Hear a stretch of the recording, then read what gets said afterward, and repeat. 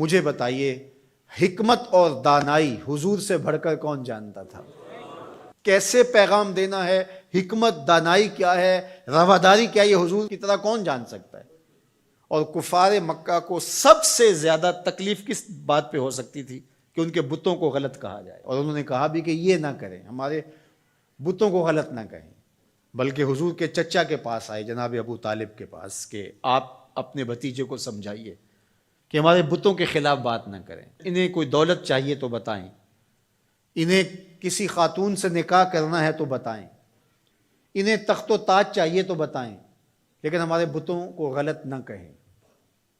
تو حضور کے چچا حضور کے پاس آ کر کے کفار کی یہ بات سنانے لگے، تو آقا کریم نے کیا کہا؟ یا امی لو وضع الشمس فی یمینی والقمر علی یساری، میرے چچا اگر یہ سورج کو میرے دائیں ہاتھ پہ رکھ دیں اور چاند کو میرے بائیں ہاتھ پہ رکھ دیں، اگرچہ ان کے لیے ممکن نہیں ہے، لیکن اگر یہ کر گزریں اور کونین کے خزانے میرے قدموں میں رکھ دیں، میں بتوں کو پھر بھی غلط کہتا رہوں گا، بتوں کو پھر بھی جھوٹا کہتا رہوں گا۔ میں آپ کو یہ بات بتانے جا رہا ہوں وہ یہ کہ کفار مکہ کو سب سے زیادہ تکلیف اس بات کی تھی کہ کوئی ان کے بتوں کو غلط کہے، اور حضور سے بڑھ کر حکمت کون جانتا تھا؟ تو چلو اس بات کو آخر میں رکھ لیا جاتا، لیکن حضور جانتے تھے دین کی بنیاد ہی یہی ہے، کانٹے بچھتے ہیں، گڑے کھدتے ہیں، جو بھی ہوتا ہے ہوتا رہے، لیکن لا الہ ہمارے کلمے کا آغاز یہاں سے ہوگا، پھر الا اللہ کہیں گے۔ پوری کائنات بچھ جائے تمہارے لیے، تمہیں آسان قرضے دے دے، تمہارے قرضے معاف کر دے، اس شرط پر کہ تمہاری رواداری اس طرح ہو کہ تم غلط کو غلط نہیں کہو گے، تو ہمیں یہ شرط قبول نہیں کرنی چاہیے۔ مختلف ادوار کے اندر ہر حکمران یہ کرتا ہے کہ وہ رواداری کے نام سے شریعت کی حدود سے تجاوز کرنا چاہتا ہے۔ شریعت کسی کے گھر کی لونڈی نہیں ہے، میرے محبوب کا لایا ہوا نظام ہے۔ 25 دسمبر ہو یا کوئی اور دن، ہولی ہو یا دیوالی یا کوئی اور موقع ہو، غیر مسلموں کے ساتھ ہمیں رواداری کا جو سبق ہمارے دین نے ہمیں دیا ہے ہمیں اچھی طرح سے یاد ہونا چاہیے۔ ہم نے غیر مسلموں سے رواداری کا طریقہ مغرب سے نہیں سیکھنا، آمنہ کے لال سے سیکھنا ہے۔ تو ہمیں کبھی بھی اس عقیدے سے انحراف نہیں کرنا چاہیے۔ ہمارے آیان اقتدار، ہمارے کار پرداز ذمہ دار حکومتوں کے تخت و تاج کے مالک مختلف ادوار کے اندر ایسے فول کر جاتے ہیں کہ جو شریعت کی دھجیاں اڑانے والی بات ہوتی ہے، اور وہ اس کو رواداری کے نام پہ کر رہے ہوتے ہیں۔ ان کے ساتھ رواداری کا یہ مفہوم نہیں ہے کہ جا کے جو ہے وہ ان کے بتوں کی آپ تعظیم کریں اور ان کے اوپر چڑھاوا چڑھاویں یا پرشاد جا کے ان کی کھائیں، یا اسی طرح جو ہے وہ کرسمس ڈے کے اوپر ان کی تقریبات کے اندر اس طرح شامل ہوں کہ ان کے مذہبی شعار کو آپ جو ہے وہ اختیار کر رہے ہوں، تو یہ ہمارا دین اس کی اجازت نہیں دیتا۔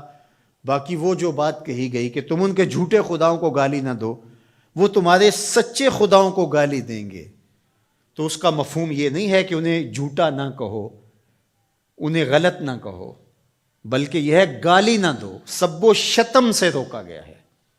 گالی دینا شائستگی نہیں ہوتی،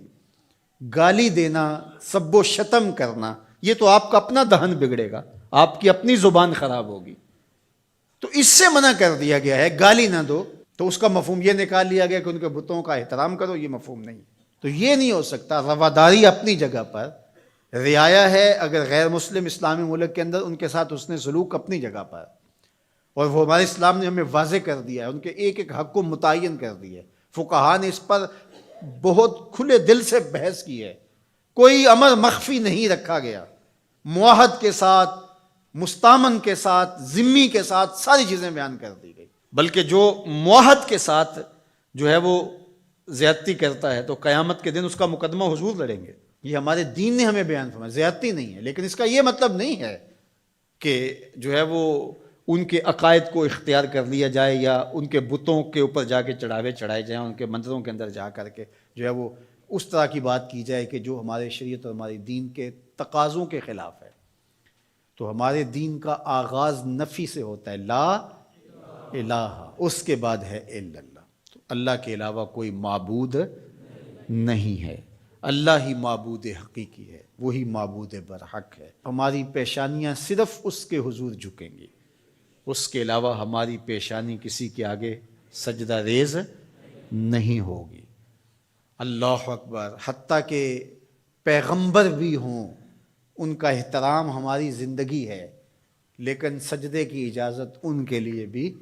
نہیں دی گئی۔ ان کو اس مقام پہ نہیں کھڑا کر سکتے جو شان معبود برحق کی ہے۔